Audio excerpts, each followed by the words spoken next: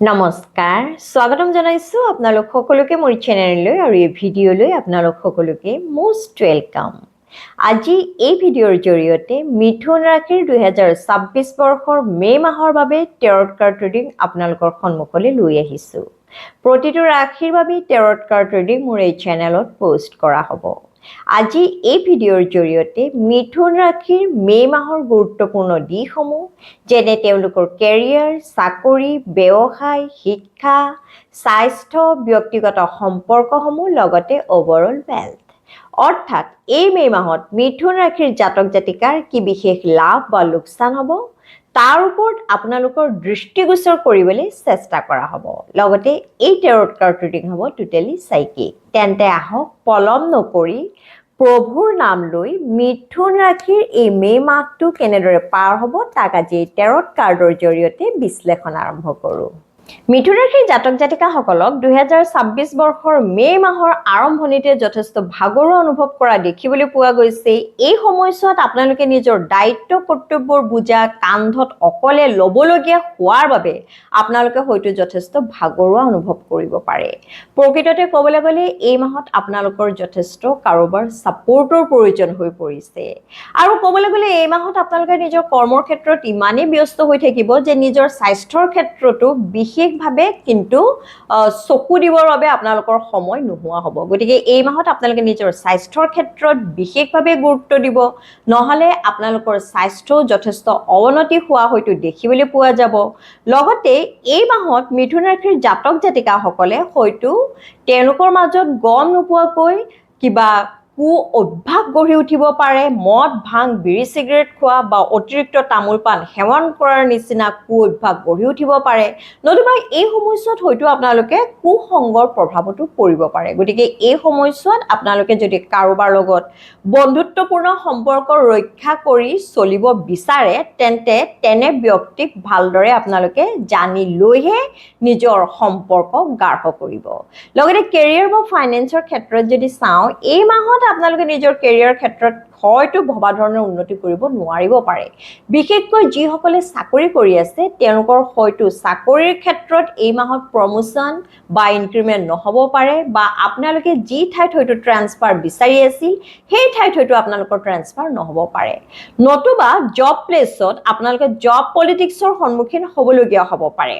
হয়তো আপোনালোকৰ বছে এই মাহত আপোনালোকক অতিৰিক্ত কৰ্মৰ বোজা দিব পাৰে, নতুবা এই মাহত আপোনাৰ কোনোবা কলিগছে আপোনালোকক কৰ্ম সংক্ৰান্তত হয়তো কিবা বিপদত পেলাবৰ বাবেও চেষ্টা কৰিব পাৰে। গতিকে এই মাহত আপোনালোকে নিজৰ কৰ্মৰ ক্ষেত্ৰত সকলো কথা নিজৰ কলিগছৰ আগত বা নিজৰ ফ্ৰেণ্ডছৰ আগত কিন্তু শ্বেয়াৰ নকৰিব।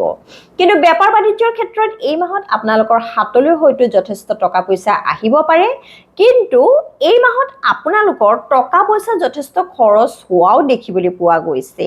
এই মাহত আপোনালোকৰ যিমান আয় হ'ব তাতকৈ বেছি কিন্তু কোনো কোনো ক্ষেত্ৰত হয়তো ব্যয় হ'ব পাৰে। গতিকে টকা পইচা খৰচ কৰাৰ ক্ষেত্ৰত আপোনালোকে সাৱধান হ'ব। লগতে এই মাহত আপোনালোকে বেংকৰ পৰা যদি লোন এপ্লাই কৰে সেই লোন চেংচন হোৱা দেখিবলৈ পোৱা গৈছে। লগতে কোনোবাই এই মাহত যদি মিউচুৱেল ফাণ্ড, শ্বেয়াৰ মাৰ্কেট বা অন্য কোনোবা চ'ৰ্চত টকা পইচা জমা থ'ব বিচাৰে, এই ক্ষেত্ৰত কিন্তু তেওঁলোকক বিশেষ লাভৱান হোৱা দেখিবলৈ পোৱা নাই। এই মাহত আপোনালোকৰ কনিষ্ঠ ভাতৃ ভগ্নীৰ লগত সম্পৰ্ক সুমধুৰ হ'ব, কিন্তু আপোনাৰ নিজৰ মাতৃৰ লগত এই মাহত হয়তো মন নিমিলিব পাৰে। মাতৃৰ কোনো কথাই হয়তো আপোনালোকে অন্তৰত যথেষ্ট আঘাত পাব পাৰে আৰু আপোনাৰ এনেকুৱা অনুভৱ হ'ব পাৰে যে মাতৃয়ে সদায় আপোনাৰ নেগেটিভ ছাইডটোহে চায়। প্ৰকৃততে আপোনাৰ মাতৃয়ে আপোনাক সজাগ কৰি তুলিবৰ বাবে আপোনাক বেছি এলাৰ্টহে কৰিব বিচাৰিছে। আপুনি যাতে বিপদত নপৰে সেইলৈ মাতৃয়ে আপোনালোকক কিছু এইবাৰ মৃদু ভৰ্সনা কৰা, কিছু ককৰ্থনা কৰা অৰ্থাৎ গালি দিয়াও দেখিবলৈ পোৱা গৈছে। সি যি কি নহওক, পঢ়া শুনাৰ ক্ষেত্ৰত শিক্ষাৰ্থীসকলক এই মাহত কিন্তু কঠোৰ পৰিশ্ৰম কৰা মুঠেই দেখিবলৈ পোৱা নাই। পঢ়া টেবুলত বহি তেওঁলোকৰ মস্তিষ্কত অন্য কিছুমান কথাইহে ঠাই পোৱা দেখিবলৈ পোৱা গৈছে। তেওঁলোকে নিজৰ শিক্ষাৰ ক্ষেত্ৰত যথেষ্ট কনফিউজন মনত ক্ৰিয়েট হোৱা দেখিবলৈ পোৱা গৈছে। এই ধৰি লওক শিক্ষাৰ্থীসকলৰ মনত এনেকুৱা ভাৱ আহিব পাৰে যে মই ইমানকৈ পঢ়া শুনা কৰি মই এই বিষয়ত ইমান গভীৰভাৱে অধ্যয়ন কৰি ভৱিষ্যতৰ দিনতনো কি কৰিবলৈ সক্ষম হ'ম, মই কেনেকৈ ইমান ভালদৰে সেটেল হ'ম, মই যি পঢ়ি আছো যি গতিৰে মই অধ্যয়ন কৰি আছো সেই গতিৰে অধ্যয়ন কৰি থাকিলে মই জানো মোৰ লক্ষ্যত উপনীত হ'ম, তেনেধৰণৰ কিছুমান কনফিউজনৰ ভাবো হয়তো তেওঁলোকৰ মনত এই মাহত সৃষ্টি হ'ব পাৰে। ক'বলৈ গ'লে এই মাহত আপোনালোকে নিজৰ কৰ্মৰ ক্ষেত্ৰত কিন্তু যেনে ধৰণৰ পূৰ্বতে জোৰ দি পেলাই কাম কৰে, অৰ্থাৎ নিজৰ ফালৰ পৰা সম্পূৰ্ণ প্ৰচেষ্টা আগবঢ়ায়, সিমানখিনি কিন্তু আগবঢ়া দেখিবলৈ পোৱা নাই। লগতে আপোনাৰ যদি সন্তান আছে, এই মাহত আপোনাৰ সন্তানে জীৱনত হয়তো কিছুমান প্ৰত্যাহ্বানমূলক পৰিস্থিতিৰ সন্মুখীন হ'বলগীয়া হ'ব পাৰে আৰু সেইবাবে আপোনাৰ কিছু চিন্তিত হোৱা দেখিবলৈ পোৱা গৈছে। সন্তানৰ নিজৰ কেৰিয়াৰ ক্ষেত্ৰতে হওক বা নিজৰ চাকৰি বা ব্যৱসায়ৰ ক্ষেত্ৰতে হওক, নতুবা নিজৰ ব্যক্তিগত জীৱনৰ ক্ষেত্ৰতে হওক, আপোনাৰ সন্তানে এই মাহত হয়তো কিছুমান প্ৰত্যাহ্বানমূলক পৰিস্থিতিৰ চেলেঞ্জিং চিটুৱেশ্যনৰ হয়তো ফেচ কৰিবলগীয়া হ'ব পাৰে। অৱশ্যে জয় আপোনাৰ সন্তানৰে হোৱা দেখিবলৈ পোৱা গৈছে, যদিহে আপোনাৰ সন্তানৰ মনত গভীৰ আত্মবিশ্বাস আছে। লগতে যিসকলে নিজৰ ব্যক্তিগত সম্পৰ্কত আছে, এই মাহত আপোনাৰ নিজৰ প্ৰেমিক বা প্ৰেমিকাৰ লগত নিজৰ ব্যক্তিগত সম্পৰ্কৰ ক্ষেত্ৰত হয়তো ভুল বুজাবুজি হ'ব পাৰে, কিছু যুক্তিতৰ্ক হ'ব পাৰে, আপুনি হয়তো নিজকে শুদ্ধ বুলি প্ৰতিপন্ন কৰিবৰ বাবে অভাৰ এক্সপ্লেইন কৰিবলগীয়া হ'ব পাৰে। আপোনালোকে হয়তো যথেষ্ট কাৰণ দৰ্শাবলগীয়া হ'ব পাৰে যে আপুনি শুদ্ধ হয়, আপুনি যি চিন্তা কৰিছে, আপুনি যি কৰিছে, আপুনি যি সিদ্ধান্ত লৈছে সেয়া যেন আপোনাৰ মতে সম্পূৰ্ণ শুদ্ধ। সেই কথাই কিন্তু আপোনালোকে নিজৰ প্ৰেমিক বা প্ৰেমিকাক পতিয়ন নিয়াবলৈ চেষ্টা কৰিও সফল হোৱা কিন্তু দেখিবলৈ পোৱা নাই। অৰ্থাৎ প্ৰেমৰ ক্ষেত্ৰত এই মাহত আপোনালোকৰ মাজত ভুল বুজাবুজি হোৱা একো ডাঙৰ কথা নহয়, কিন্তু বিশেষ চিন্তা কৰিব নালাগে। এই মাহত মই কাৰোৰে কিন্তু ব্ৰেকআপ হোৱাৰ এনাৰ্জি দেখিবলৈ পোৱা নাই।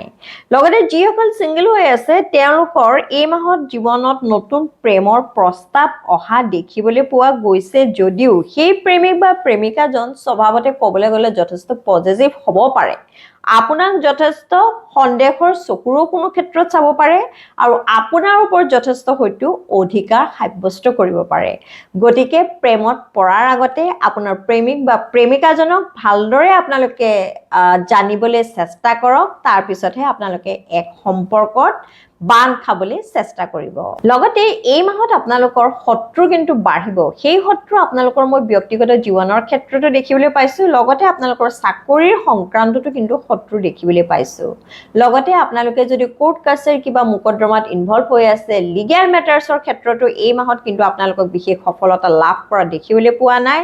আপোনালোকে যাৰ জৰিয়তে হয়তো এই কেছত জিকিম বুলি ভাবিছে, সেই ব্যক্তিজনে কিন্তু আপোনালোকক এই ক্ষেত্ৰত কিছু বিট্ৰে কৰা, কিছু বিশ্বাসঘাতকতা কৰাও হয়তো দেখিবলৈ পোৱা যাব। গতিকে আপোনালোকে নিজৰ প্লেনিংসমূহ, নিজৰ ষ্ট্ৰেটেজিসমূহ কিছু পৰিৱৰ্তন কৰক, তেতিয়াহে আপোনালোকে সফলতা লাভ কৰিবলৈ সক্ষম হ'ব।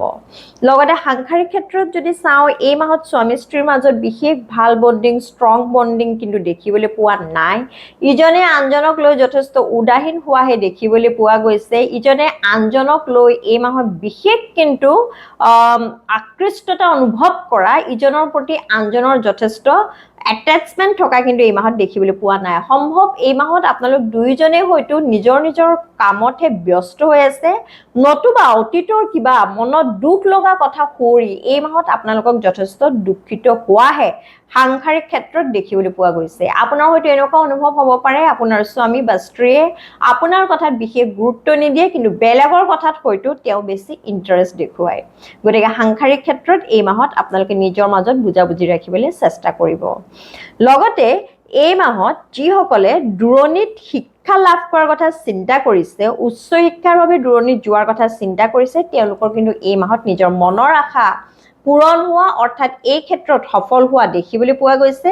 লগতে এই মাহত আপোনালোকে নিজৰ পিতৃৰ পৰা, নিজৰ পিতাৰ পৰা যথেষ্ট মানসিক ছাপোৰ্ট লাভ কৰা দেখিবলৈ পোৱা গৈছে। লগতে কোনোবাই যদি এই মাহত দূৰ ভ্ৰমণ কৰিব বিচাৰিছে, সেই ভ্ৰমণ কৰাও সপোনো আপোনালোকৰ পূৰণ হোৱা দেখিবলৈ পোৱা গৈছে। এই মাহত হয়তো বহুতো মিথুন ৰাশিৰ জাতক জাতিকাৰ দূৰ ভ্ৰমণ হ'ব পাৰে বা কাৰোবাৰ ক্ষেত্ৰত এই মাহত হয়তো বিদেশ ভ্ৰমণো হ'ব পাৰে। লগতে যিসকল ছ'চিয়েল ইনফ্লুৱেঞ্চাৰ, যিসকলে সামাজিক মাধ্যমত কাম কৰে, আপোনালোকে এই মাহত কিন্তু এই ক্ষেত্ৰত বিশেষ সফলতা লাভ কৰা দেখিবলৈ পোৱা নাই। আৰু আপোনালোকৰ মনত এনেকুৱা ভাৱৰো সৃষ্টি হ'ব পাৰে যে আমি চাকৈ সামাজিক মাধ্যমৰ জৰিয়তে নিজৰ কেৰিয়াৰ গ্ৰোথ আৰু ডেভেলপ কৰিবলৈ সক্ষম নহ'ম, গতিকে এই ক্ষেত্ৰত আমি আৰু পিছ হুহুকাই ভাল। অৰ্থাৎ আপোনালোকৰ মনত হয়তো কিছু অসন্তুষ্টিৰ ভাৱৰ এই মাহত সৃষ্টি হ'ব পাৰে। বিশেষকৈ ছ'চিয়েল মিডিয়াত কাম কৰাৰ ক্ষেত্ৰত আপোনালোকে আৰু ইফৰ্টছ দিলেহে, নিজৰ পৰা আৰু প্ৰচেষ্টা আগবঢ়ালেহে আপোনালোকে সফল হ'বলৈ সক্ষম হ'ব। লগতে বন্ধুবৰ্গৰ লগত এই মাহত আপোনালোকক যথেষ্ট ষ্ট্ৰিক্ট হোৱা দেখিবলৈ পোৱা গৈছে।